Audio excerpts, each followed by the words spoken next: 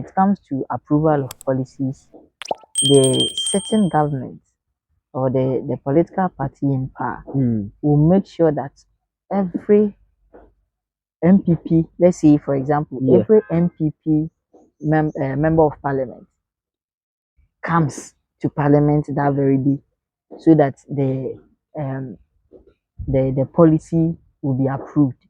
Because sometimes it's if it gets to voting, you vote and then the majority will carry the vote. The vote. Yes. So if your political party is in power and then you refuse to come, it means that you are wishing that that particular policy shouldn't be what? Shouldn't be voted Approved. Yes. approved.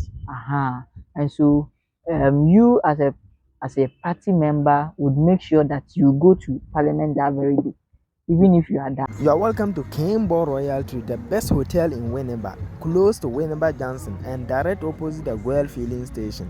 Among some of the facilities Kimbo Royal Tree offers its clients and customers include: number one, we have a serene swimming pool where you can relax your body at any time, swim at any time, any day at affordable prices. In fact, you can come here 24/7. We operate all time. We there for you. Kimbo Royal Treat is having an event center where we host every type of event. Any event you want, whether birthday party, weddings, any event at all, we can give you the best facility to host your events that you want to host. Kimbo Royal Treat is having a gym center where you can gym your body at any time, morning, evening, afternoon, any time at all you feel. And we also have a kitchen where we offer both local and foreign dishes. Any type of food you want, just come to Kimbo Royal Treat and we will give it to you at very affordable prices.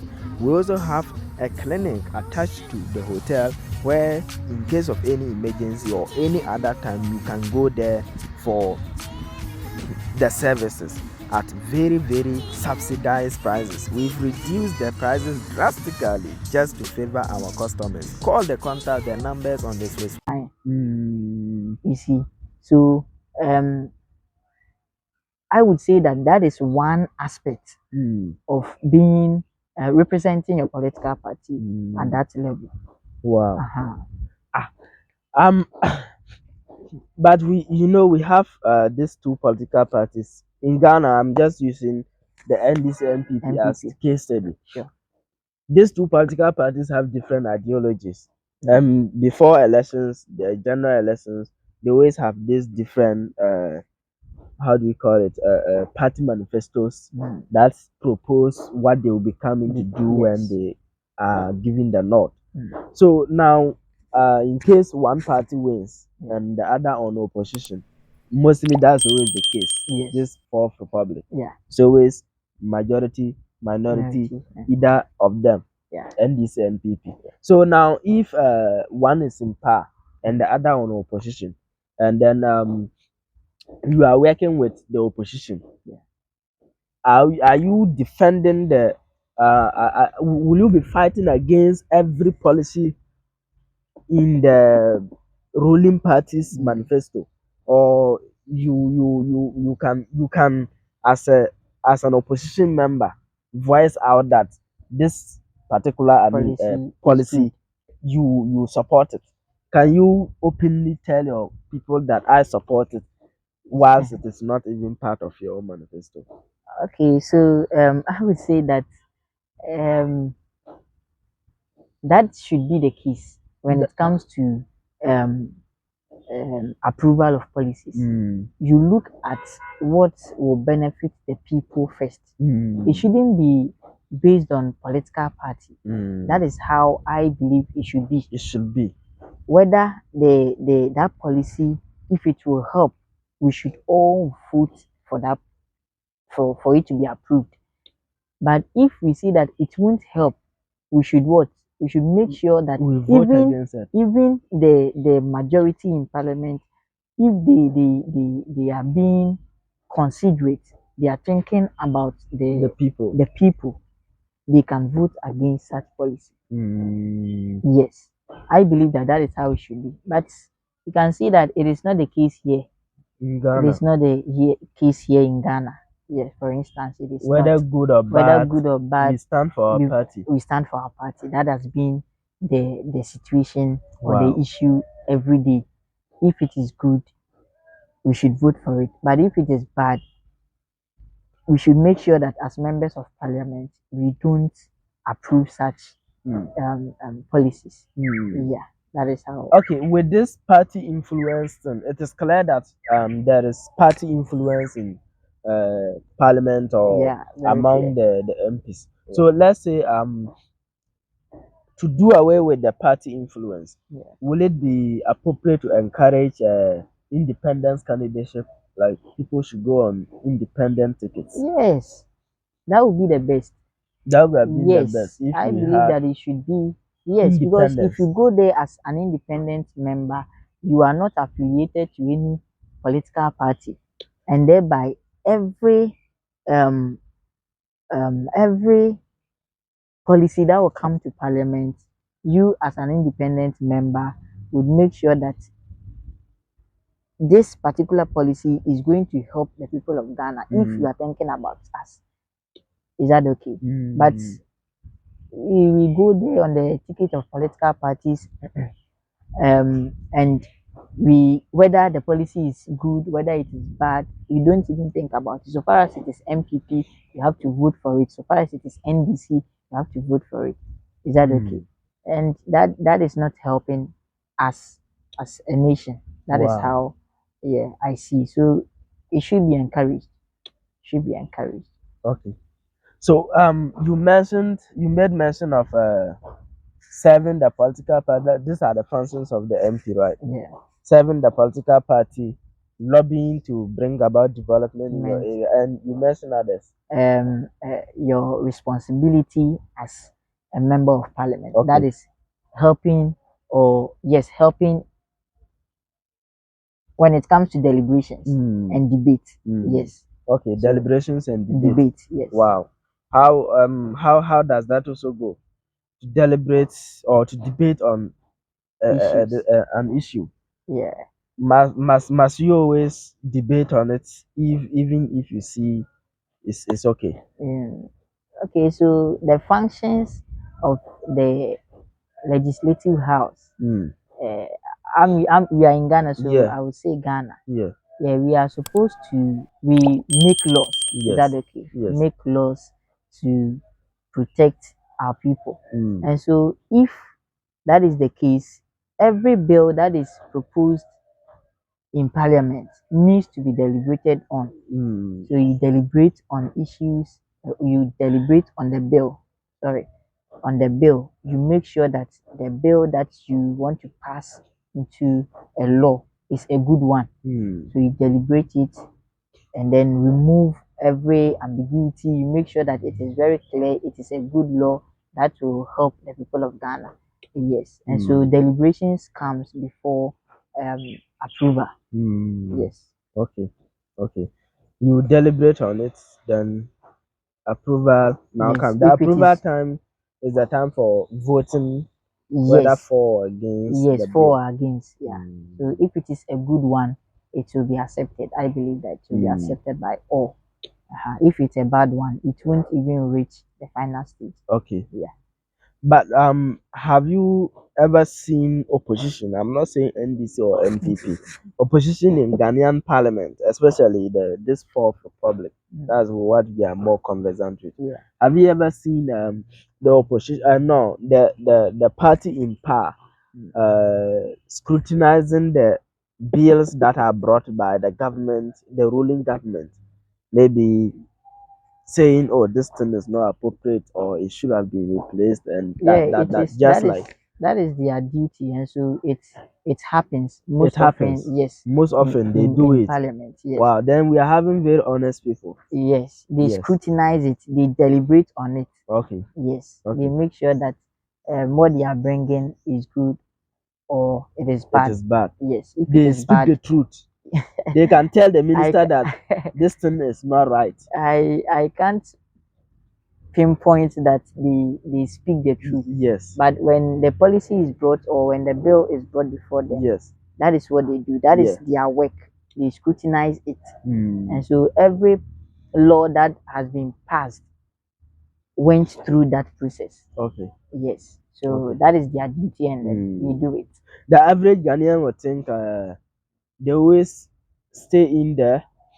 The opposition will be opposing, scrutinizing every loophole within the bill. Yeah, for the betterment of the bill. Like it should be a good one. And then the ruling that's the majority, or either ways, the majority of the ruling government side caucus will be defending the bill, whether good or bad. So that is where it will show that yes, indeed, this is a good one, and you must, give reasons to why it should be passed. Okay.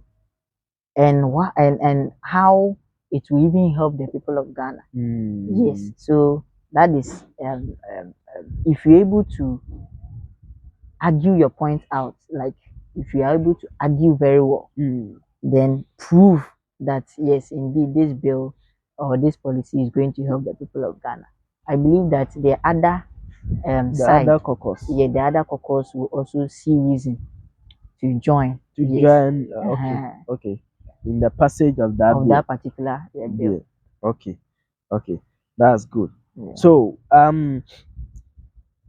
why can't politicians go without fake promises? We hear them say, "Oh, when I come, I don't want to mention some people's policies." Yeah. But someone can say, "Oh, when I come, every house I'll feed you. I'll feed you with one cow every week." But when they come, they don't really get it. I want you to answer this question based on the mentality of Ghanaians. Yeah. For instance, before I deceive you, it will be your behavior towards me. Yeah. If you threaten me, I can deceive you in a way that you will set me free. Sure. You understand? Yeah. So why is it that what is that relationship between the MPs and the electorates said that they will always go about lying, telling lies, giving fake promises? And when I come, every village I will give you a borehole. Then when they come, we don't even see them until the following election. What is happening, especially the MPs? Okay, so politicians can't do away with fake promises because of so many reasons. To say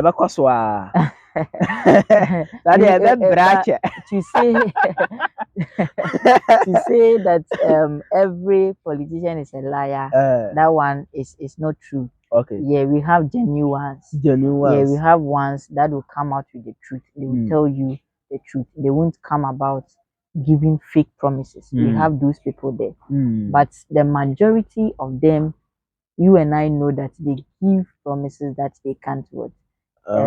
Just that I don't want to mention names, but yes. I have them plenty. Yes, don't mention them. I have a full list.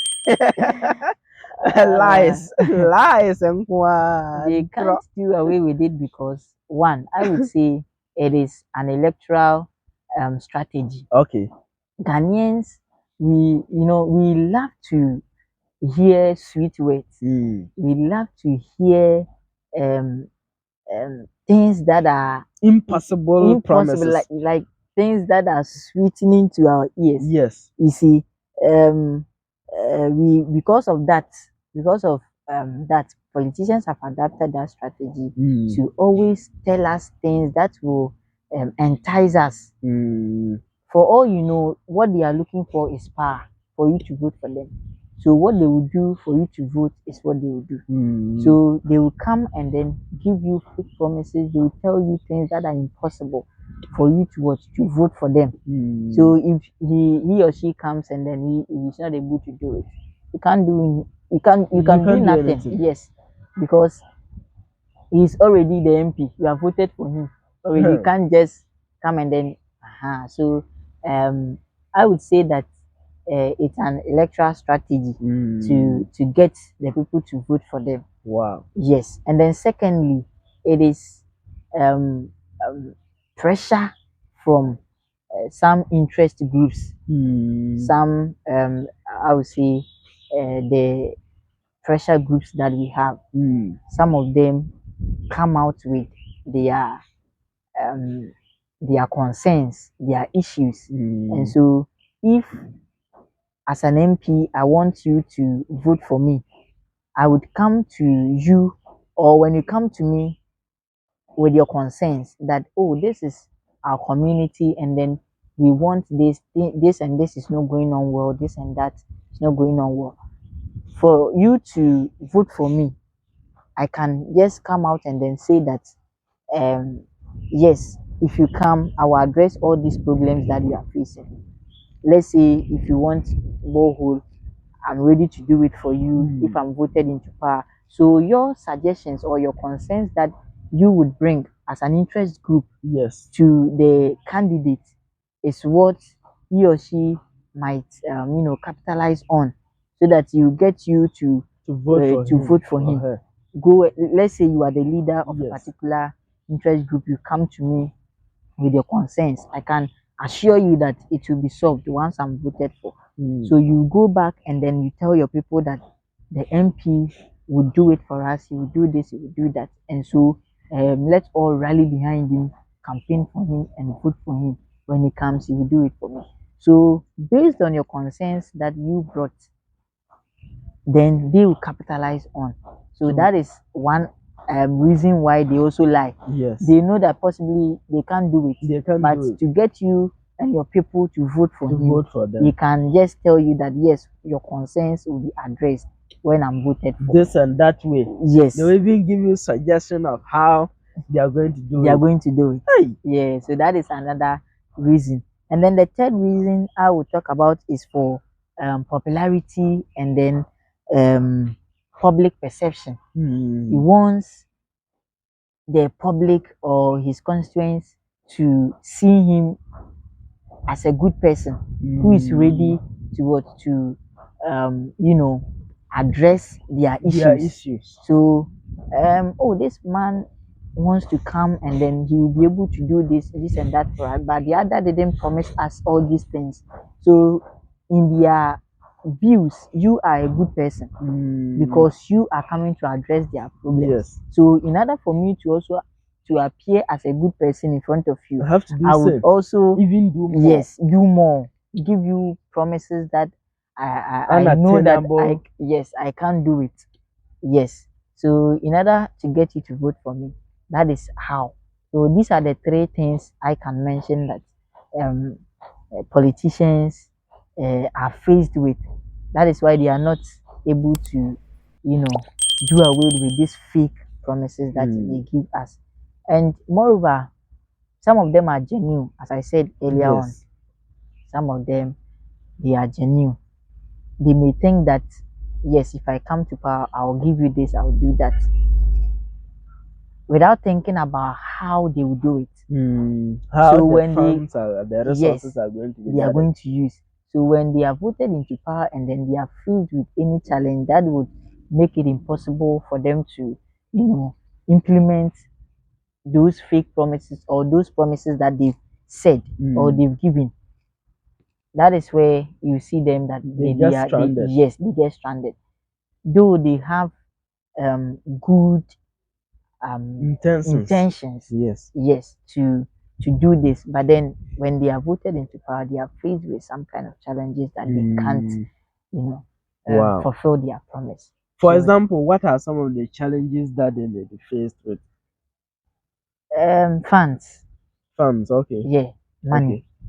I would say that money, because with money you can do everything. Yeah. Almost everything. Let me put it that way. Almost everything. So maybe when they come and then they are faced with financial constraints, they wouldn't be able to, do whatever they have promised because they need money to do that. So, for example, if they don't have that money or the government is not ready to release such funds, it will be very difficult for them to implement their policies. Exactly. You hear? Yes. Sometimes You go and sit down and say our MP on yadia crack. Onyadeɛ. Meanwhile, the man is sweating under air condition somewhere. maybe maybe the legislative functions, political party functions, a whole lot of functions they perform. Yeah. Preparing to go and to go and deliberate on a bill in parliament, a whole lot. Then you are complaining, this, that. But in Ghana, we practice a system. Some people call it the confuser system or whatever, whereby MPs double as ministers. Yes. You are aware of that? Yes. Don't you think that you serve as a kind of setback or holdback on MPs? The hybrid system. The hybrid Yes, system. the hybrid Very system. confusing. Very confusing. This person will become Yes. this, that. Yeah. The hybrid system is such a way that it gives chance for members of parliament to be appointed also as ministers, as state ministers. Yes. But when you are practicing the presidential system, it is solely choosing or appointing your ministers out of parliament. But with the parliamentary one, you also appoint your ministers from within parliament. Yes. And so that is the practice that Ghana is using. Yes. Okay. So if a member of parliament doubles as a minister of state, I will agree with you. These are some of the challenges. Yes. Performing ministerial functions and then performing parliamentary functions. They are two different things, and then I would say that they are tedious. Yes, because occupying two positions at a time, the functions are also not easy as it may seem. Yes. So I think that what you are saying is right. Yes. That these are some of the things that prevent them from, doing what. I was interacting with a friend who said, Anna, yeah, MP, minister at the same time. Now, minister of state, crowd here, and can so obey no more P. Maya. And see, I was just laughing. I was like, you don't know. No, they don't know what is going on. Sometimes when you have so many positions, it sounds so nice to the public. Yes, you can't even concentrate on one. You understand? To you know that if you were given one, you could have performed better than the plenty. And I am this, I am that plenty. At the same time, or not, I have finished this. We see prestige in that, but I think that it is not helping. It's not helping at all. It's not helping. Why personnel are there? People, we have competent people, professors, even retired professors who are capable of doing those things. Go and double it for one young man who cannot burden. Wow. So now I think things have now become clear to you that an MP doubling as a minister of state at the same time is is rather reducing his competence rather than the way you may think. And also, you can't just as an MP at the same time a minister. If there is any project in your ministries, you cannot just carry it to your constituency just because you are the minister. There are things, ways, rules to follow. Even before you do that, Parliament have to approve it. Is that not true? So if Parliament disagree that this percentage of the projects cannot go to your constituency alone, what else? You have no power. It's not like when you are into that ministerial position, you have everything around you. That's not the case. Everything is around you, but it's not. Everything is not under your control as you may see it to be. We are far behind time. We spend a lot of time. If you are new, like I always say, please try to subscribe and turn on the notification bell. If you are not new and you are enjoying this content, please give it a like and share with others to also have a feel at it. Also let others learn. We are almost at the end of today's interview. But before we go, I want you to tell us going forward, what should be now we've learned from you the functions of our people, then the electors, if we the voters, if we've listened well, we've now known our position, Yeah. that where we should stand. So going forward, what should be the relationship between the MPs, or the MPs, and then Yeah, the electors, people who vote? When we say electors, simply means people who vote for these people to go into power. So Okay. what should be our relationship? Okay, so I believe that the relationship that should exist between the member of parliament and then his constituent should be one which revolves around respect, mutual respect. Okay. Yes, and then Mutual trust. respect. Let's break this down. Yeah. Meaning both should respect each other. Yes, if we respect each other and then we are working together, you see that there are certain things that you will bring to my notice. So I would say there should be an open conversation. You should communicate more with your people. That is when you'll be able to get the concerns that Of them.